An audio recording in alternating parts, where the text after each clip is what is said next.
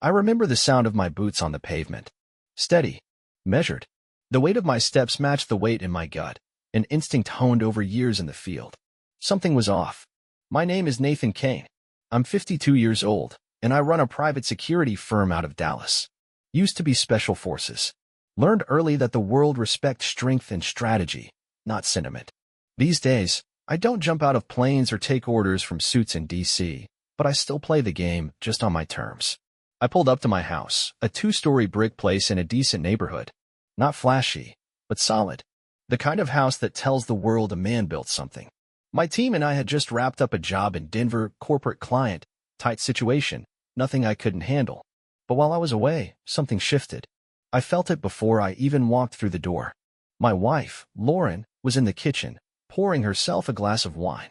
Dark hair tied back, fitted blouse, a little too put together for a Tuesday night at home. She turned when she heard me, her face slipping into that smooth, practiced expression I'd come to recognize. "You're home early," she said. "Yeah," I said, hanging my jacket over the back of a chair. Denver wrapped up quicker than expected. She took a sip of wine, not meeting my eyes. A marriage is a battlefield like any other. You pick up on the tells, small hesitations, too casual responses, shifts in routine. I'd spent years reading men in high-pressure situations. I knew when someone was hiding something. The signs had been creeping in for months. The late nights at the office. The business trips that didn't match up with her usual travel schedule. The way she'd started talking around conversations instead of through them.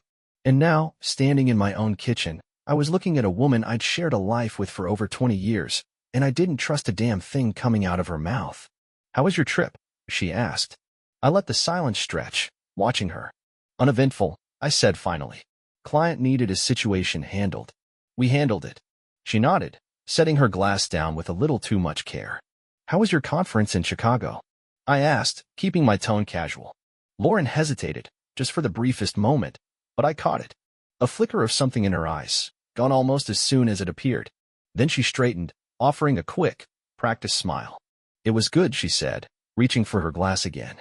"Productive." She took a sip, her fingers lingering on the rim. I watched her carefully, noting the way she avoided my gaze just a little too deliberately. The truth has a weight to it, a certain cadence.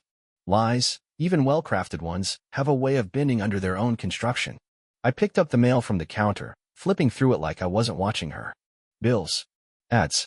A credit card statement. And then a travel itinerary, one I hadn't seen before. Not Chicago. Miami. A slow burn started in my chest. Not anger. Not yet.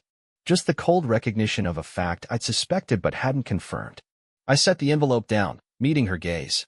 "Guess that explains the tan lines," I said. Her eyes flickered, just for a second. Then the mask slid back into place. "I don't know what you're talking about." I nodded, pushing away from the counter. "Sure. And I'm just some dumb grunt who doesn't read flight details." She exhaled through her nose, annoyed now. "Nathan, I don't have time for this." I watched her, weighing my next move. I'd seen this play before. Denial. Deflection. Just enough indignation to make me seem like the unreasonable one. But here's the thing about being in my line of work.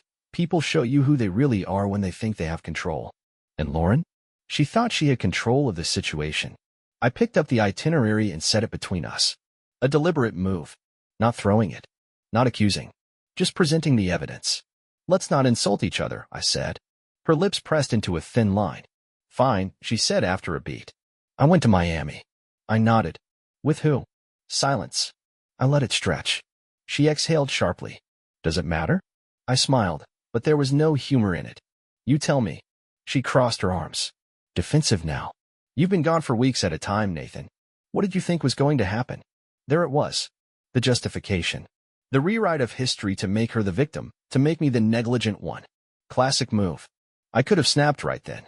Could have let the anger take over. But I learned something in my years dealing with hostile targets. Control is power. The moment you let emotion dictate your moves, you've already lost. So I didn't yell. Didn't throw anything. Just looked at her, letting the weight of the moment settle. "Guess I should be grateful you finally said it out loud," I said. She scoffed, shaking her head. "Oh, come on.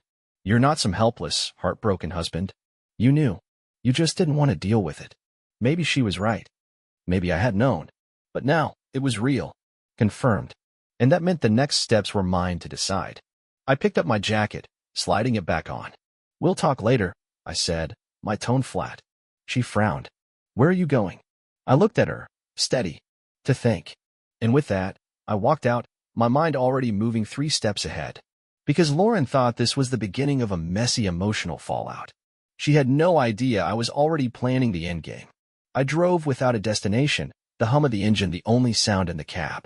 The city stretched out ahead, downtown lights flickering in the distance, highways weaving like veins through the dark. I wasn't thinking about Lauren. Not in the way most men would after hearing their wife admit to sharing personal moments with someone else. There was no heartbreak. No begging questions of why. Just cold, methodical assessment. She had planned this. Thought it through. Miami wasn't a fling.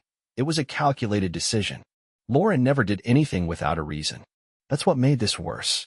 Some men cheat because they get caught up in the moment. Some women do too. But this was deliberate. And that meant she wasn't just stepping out, she was making moves. I pulled into a 24-hour diner on the outskirts of town. The kind of place with cracked leather booths and a waitress who's seen too much life to care about whatever's weighing down the guy at the counter. The bell above the door jingled as I walked in.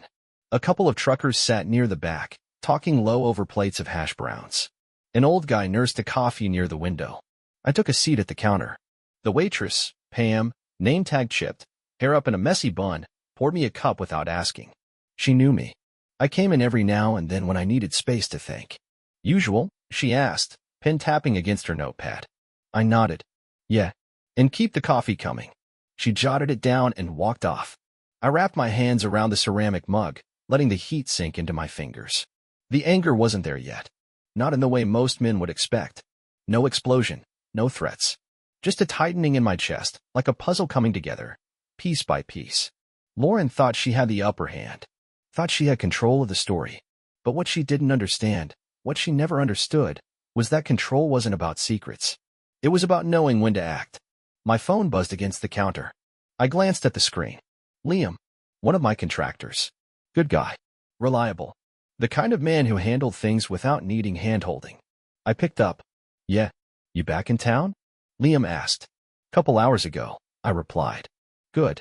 Got a situation," he said. I took a sip of coffee. "Talk to me." "Potential client. Not official yet. Wants a consult." "Said it's personal," Liam explained. "Personal how?" I asked. He didn't say. "Just asked for you specifically," he said. I thought about it. Normally, I didn't take personal jobs.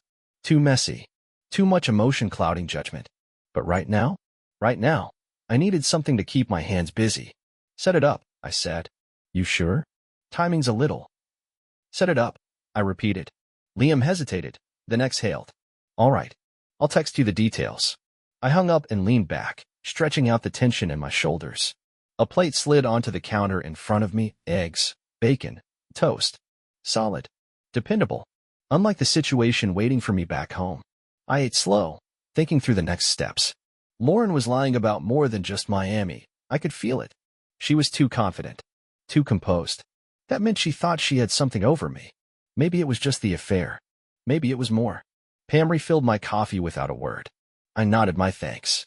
The front door swung open, and a kid walked in, tall, late teens, probably no older than 19. But up, sneakers worn down. He hesitated near the door, eyes scanning the place before settling on me. I set my cup down. "If you're thinking of robbing the place, don't." His shoulders stiffened. "What?" I nodded toward his hoodie pocket. Right hand's clenched. "You're hiding something. Left foot keeps shifting. Means you're ready to run. That, or you really gotta piss." He stared at me, wide-eyed. Pam sighed.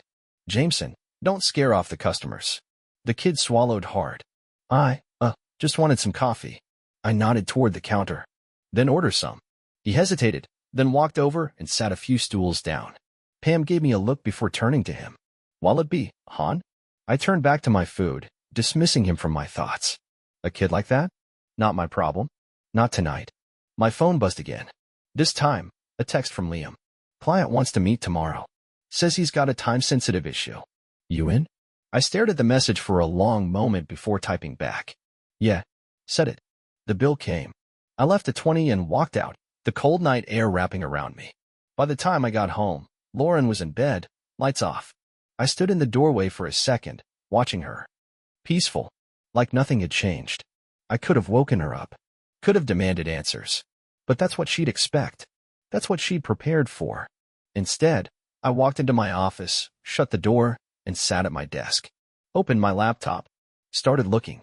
Because if Lauren thought she was in control, she was about to learn otherwise. Morning came like a slow burn, light creeping in through the blinds, cutting through the room in sharp lines. I hadn't slept much. Didn't need to. Years in the field conditioned me to function on fumes. Besides, sleep was for men who didn't have problems to solve. Lauren was already up. I could hear her moving through the house, heels clicking against the hardwood, the sound of cabinets opening and closing in the kitchen. Like it was just another normal day.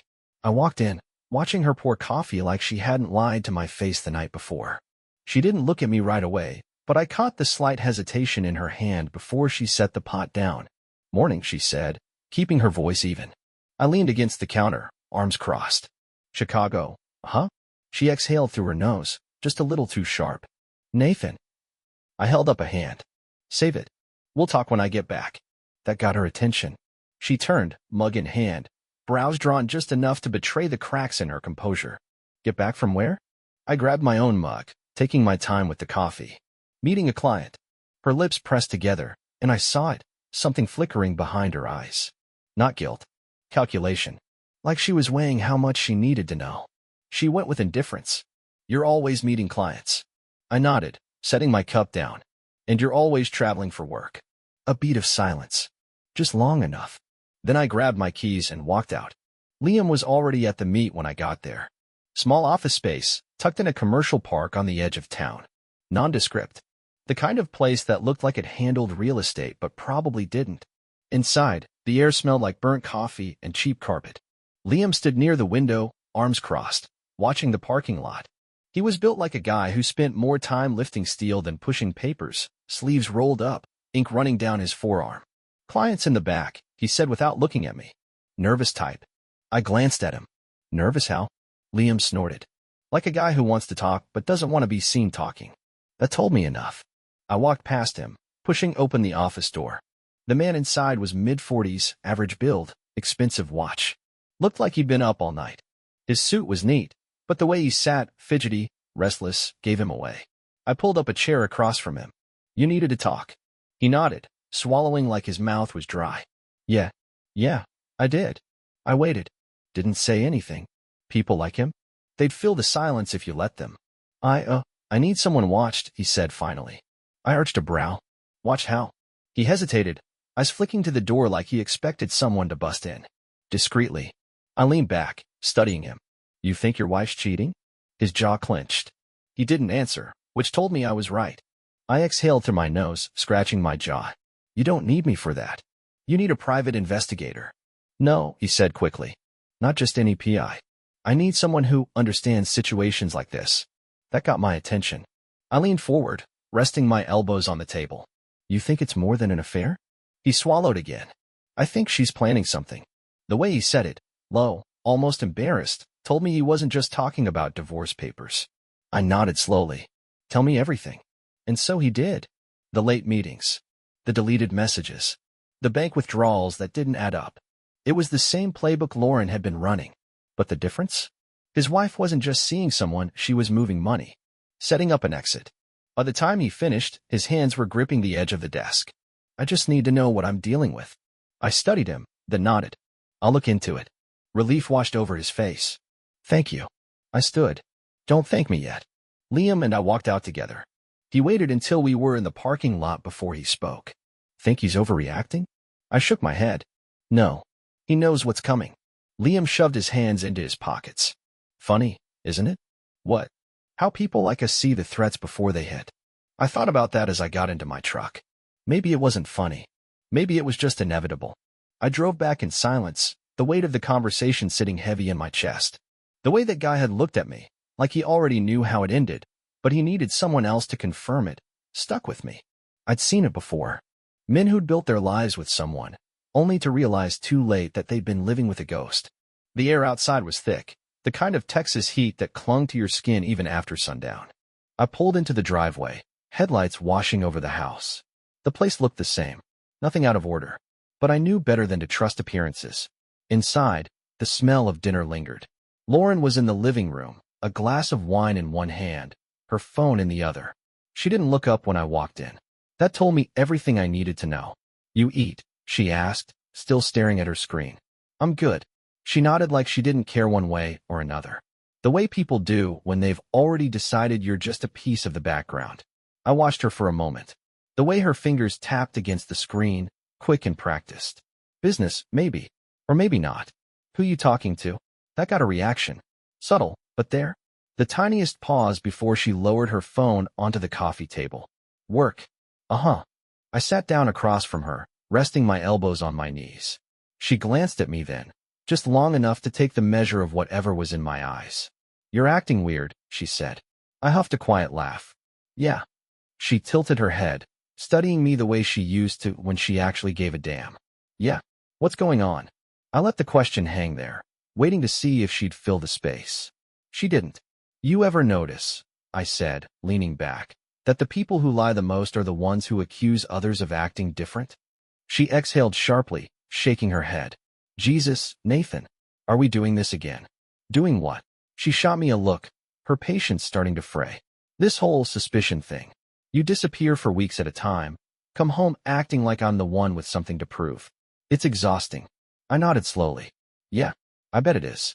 The silence stretched. She shifted, like she wanted to leave, but didn't want to make it obvious. "I saw your itinerary," I said finally. "Miami." Her jaw tightened. "Not much, but enough." "So?" I laughed once, shaking my head. "So, you're really gonna sit there and act like I'm the idiot?" She took a sip of wine, buying herself a second. "It was work." I rubbed my jaw. "You see, the problem with lying isn't just getting caught. It's the insult." She set her glass down harder than necessary. "Nathan, save it." I stood, stretching out my shoulders. "We both know what's happening here." She swallowed, her throat working. For a second, I thought maybe, just maybe, she'd say something real. But instead, she let out a breath and sat back. "What now?" she asked, voice flat. I looked down at her, taking in the woman I'd spent the last 20 years with. She wasn't sorry. She wasn't even ashamed. She was just waiting to see how much damage control she'd need to do. "I haven't decided yet," I said. That was the truth. I could have yelled, could have thrown something. But that's what weak men do when they don't know how to handle a situation. Me? I needed to be sure of my next move. Lauren nodded once, picking up her phone again. Dismissed. I walked upstairs, shutting the door behind me. I sat at my desk, fingers tapping against the wood. Then I pulled up my laptop and started looking. I wasn't going to just roll over and let this play out on her terms. She thought she had control. She was about to learn otherwise. I spent the next few days gathering information. Not emotions, not arguments, just facts. Lauren had covered her tracks well, but no one's perfect. The paper trail told me what I needed to know. The Miami trip wasn't booked through her company, but through a private account I hadn't seen before. Payments were regular, too. Little transfers here and there to a name I didn't recognize. At first, didn't take long to find out who he was. Ethan Vaughn, 45, divorced, corporate consultant. The kind of guy who wore loafers without socks and thought that made him sophisticated. No criminal record, no obvious dirt, just another suit who thought he was slick. I sat back in my chair, rubbing my jaw. This wasn't just an affair. It was a plan. Lauren wasn't having fun. She was setting up an exit. And she thought I'd be too busy or too blind to see it coming. The thing about plans is they only work when the other guy doesn't see them first. I let the pieces settle in my head before making my move. The first step was leverage. By Friday, I had everything I needed. Bank records, emails, even a few friendly favors called in to get eyes on Ethan Vaughn's little side life. Turns out, he had his own secrets. A business deal with some irregularities. A client who'd probably be very interested in knowing where their money was going. I didn't need to destroy him. Just shake the foundation. Make him think twice about whatever future he thought he had with my wife. That night, I came home earlier than usual. Lauren was in the kitchen, pouring another damn glass of wine. I dropped a folder onto the counter between us. She didn't open it right away. Just glanced at it like she already knew what was inside. "Go ahead," I said. "Take a look." She exhaled through her nose, set her glass down, and flipped it open. Her eyes moved over the pages, jaw tightening as she reached the last one. "Where'd you get this?" I pulled a chair out and sat down, slow and deliberate. "You really want to ask that?" She closed the folder, pressing her fingers against the cover. So what now? You gonna scream? Throw things? I laughed. A quiet, low sound. That what you were hoping for? She didn't answer. I leaned forward. I'm not some idiot you can run circles around, Lauren. You think I didn't see this coming? She swallowed. Just once. You don't know everything. I tilted my head. I know enough. I know you've been moving money. I know Ethan's got skeletons in his closet. And I know whatever plan you had, it's already falling apart. Her fingers curled into a fist against the folder. She wasn't angry. She was calculating, trying to figure out how much she could salvage. I let the silence sit between us. Then I stood, grabbed my keys, and headed for the door. Nathan. Her voice stopped me. I turned back. She looked at me, really looked at me, for the first time in a long time. What do you want? I smiled. No warmth. Just certainty. To make sure you don't get what you want. Then I walked out. I had one last thing to take care of. I pulled into the lot of a quiet bar on the edge of town, the kind of place where people came to drink without talking too much. Dim lights, no TVs blaring, just the occasional clink of glasses and murmured conversation. Perfect for what I needed. Ethan Vaughn was already there. I'd made sure of it. He sat at a corner booth, dressed like a guy who thought appearances made up for weak hands. Pressed shirt, blazer, hair a little too perfect. He was nursing a whiskey, pretending not to check his phone every few seconds. Probably waiting for Lauren to text him some reassurance that everything was fine. I walked over, slid into the booth across from him. He blinked, startled, like he wasn't sure if he should recognize me or not. Then his face shifted, understanding, then discomfort. Nathan. He said my name like he was trying to test how it felt on his tongue. I smiled, slow and steady. Ethan. He glanced around, then leaned in. Look, I don't know what you. I held up a hand. Stop talking. Just listen. He shut up. Good. Maybe he wasn't completely stupid. I reached into my jacket, pulled out a second folder, and slid it across the table. He didn't open it. Just stared at it like it might bite. You already know what's in there, I said. Go on. Take a look. He hesitated, then flipped it open.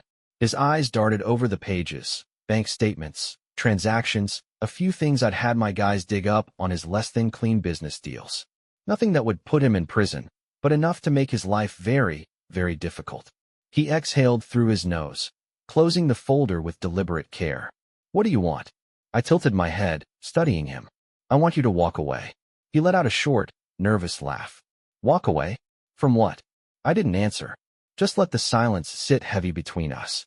His throat worked as he swallowed. Nathan, I didn't. I leaned in, my voice quiet. I don't care what you thought this was. I don't care what she told you. What I do care about is making sure this ends. Right now. He shifted in his seat, glancing around again like he expected someone to swoop in and save him. I tapped the folder. You like your job, Ethan? Your reputation? His jaw clenched. I nodded. Thought so. Because if you don't disappear, I'll make sure that client of yours gets a nice little package with all your extracurriculars. He exhaled, running a hand through his hair. Jesus. No, Ethan, I said, standing up. Just me. I left the folder on the table and walked out. By the time I got home, Lauren was in the kitchen again, but this time she wasn't drinking. She was just sitting there, staring at the counter like it might have answers. She looked up when I walked in. Where did you go? I grabbed a beer from the fridge, cracked it open. Took care of a problem. She inhaled sharply, standing. Nathan, if you. I gave her a look. Just a steady, knowing look. She shut up. I took a sip of beer, let the silence stretch. Then I set the bottle down, real slow. You're gonna pack your things. She blinked. What? You heard me. I said, voice even. You're gonna pack your things and figure out whatever life you thought you had waiting for you. Her hands curled into fists. You can't just. I can, I interrupted. And I am. She looked at me, searching for something, some crack she could slip through. But there wasn't one. Finally, she let out a breath. You think you won. I picked up my beer, leaned back against the counter. No, Lauren. I know I did. And for the first time in a long time, I meant it. Lauren was gone by the end of the week. She didn't make a scene. Didn't scream or cry or beg. She packed her things with the same cold efficiency she'd used to plan her exit, except now it wasn't on her terms. I watched her load the last of her suitcases into the trunk of her car, hands steady, jaw tight. She shut the door, turned to face me. You were never going to let this go, were you? I took a slow sip of coffee, letting the morning air settle between us. You made sure I didn't have to. Her lips pressed into a thin line. She looked at me like she wanted to say something else, maybe a final shot, maybe some hollow attempt at justification. But whatever it was, she swallowed it down, got in the car, and drove off without another word. I stood there for a while, watching the dust settle behind her tires. Then I turned and walked back inside. 3 days later, Ethan Vaughn resigned from his company. The official statement was vague, something about pursuing other opportunities, but I knew the truth. He wasn't pursuing anything. He was running. I'd made sure of that. Liam called that afternoon. Guess who just pulled their name from 3 corporate bids? I smirked. Let me guess. Yeah, buddy. Your new best friend, Vaughn. Looks like he's lying low. Smartest thing he's done so far. Liam chuckled. So what's next? You gonna enjoy some downtime? I looked around the house, empty now, quiet in a way that felt more like peace than loneliness. I thought about the company, about the contracts waiting, the people who still needed my kind of work. I drained the last of my coffee. Nah, I think I'll keep busy. Didn't think you were the type to retire anyway. Retirement's for people who need an ending, I said. I'm just getting started. I hung up and stepped outside, breathing in the sharp Texas air. No loose ends. No regrets. My lawyer prepared all the documents. Clean. Precise. Unforgiving. 2 weeks later, it was done. No drawn-out battles, no second chances. The divorce went through like a blade through silk. Lauren walked away with next to nothing. No house, no cushy safety net, no illusion of a soft landing. I made sure of that. The law favored me, and I took every inch it allowed. She thought she was playing the long game, setting things up behind my back, but I played the last move. The money, the assets, most of it ended up exactly where it should have. With me. She didn't fight it. Maybe she knew she couldn't win. Maybe she realized, too late, that she'd bet on the wrong hand. The last time I saw her, she was standing at the curb, one hand on the door of her car, the other gripping her phone like it held answers. She didn't look at me when she spoke. You really had to take everything, didn't you? I let the silence stretch between us. Then I shrugged. I took what was mine. She laughed, short and bitter. You think this makes you better than me? No, I said. It just makes me done. She stared at me for a moment, searching for something. A sliver of regret, a flicker of hesitation. She didn't find one. With a final exhale, she got in the car, shut the door, and pulled away. No goodbyes. No last words. Just the hum of an engine fading into the distance. I stood there a little longer, watching the road, waiting for something, maybe a feeling, maybe a sense of closure. But there was nothing left to wait for. I turned, stepped back inside, and shut the door behind me. My lawyer prepared all the documents. Clean. Precise. Unforgiving. 2 weeks later, it was done. No drawn-out battles, no second chances. The divorce went through like a blade through silk. Lauren walked away with next to nothing. No house, no cushy safety net, no illusion of a soft landing. I made sure of that. The law favored me, and I took every inch it allowed. She thought she was playing the long game, setting things up behind my back, but I played the last move. The money, the assets, most of it ended up exactly where it should have. With me. She didn't fight it. Maybe she knew she couldn't win. Maybe she realized, too late, that she'd bet on the wrong hand. The last time I saw her, she was standing at the curb, one hand on the door of her car, the other gripping her phone like it held answers. She didn't look at me when she spoke. You really had to take everything, didn't you? I let the silence stretch between us. Then I shrugged. I took what was mine. She laughed, short and bitter. You think this makes you better than me? No, I said. It just makes me done.